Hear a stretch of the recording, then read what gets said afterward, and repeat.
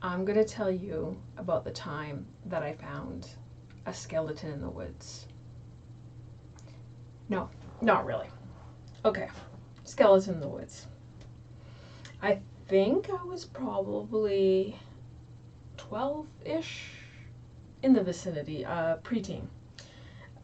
So it was October, my birthday. Now, I don't know if this is popular with everybody else.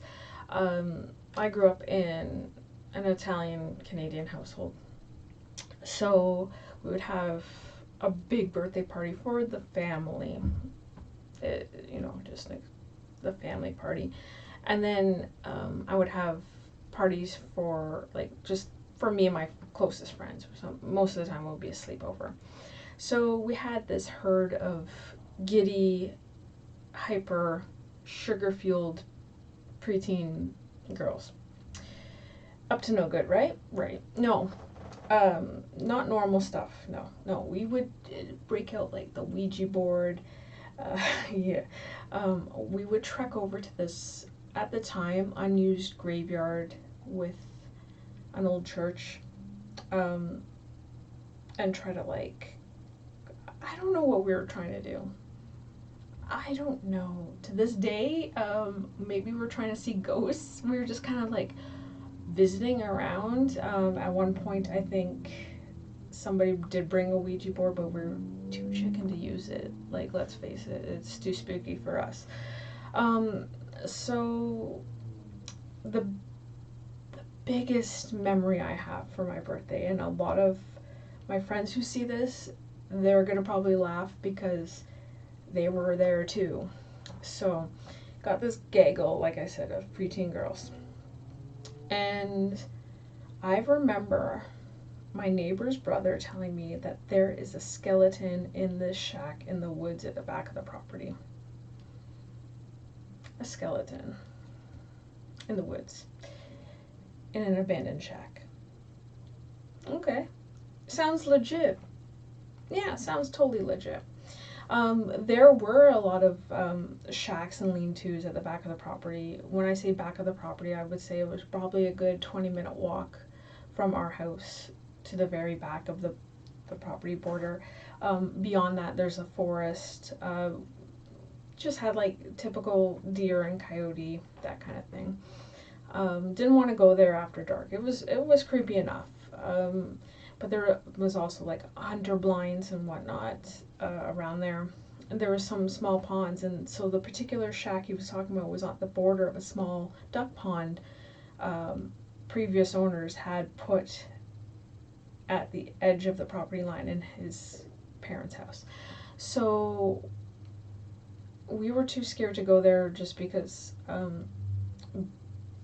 bees nests and raccoons. Like I'm still freaked out about raccoons. They're just the hands. It's the hands. Mm-mm. Anyway, we decided to, just go. We want to see the skeleton. It was like Stand By Me. We want to see a body, kid. So we journeyed 20 minutes to the back of the property line. And it was a creepy little shack. Like, it was just dark, and it looked like a horror movie dilapidated shack. It wasn't too big. It was like if you can picture an ice fishing lean-to, that kind of deal. So we get there, and it was muddy, and we had to transverse around this pond without getting our shoes stuck in the muck, and and hearing it from our parents afterwards, because they wouldn't be too pleased. I wouldn't either. Now that I'm a parent, like, how many pairs of crusty old kid shoes trucking into my house bringing dirt? I would be a little mad. So we went there, and I remember this window was kind of like knocked out.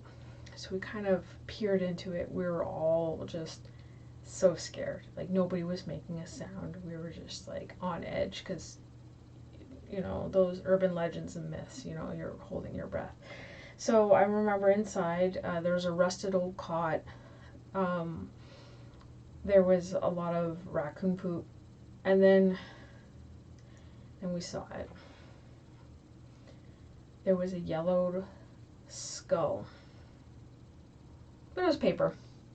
There was a skeleton, but it was a Halloween decoration. It was, yeah, it was just like a half ripped up. It was a practical joke. It was just for the lulz. Yeah.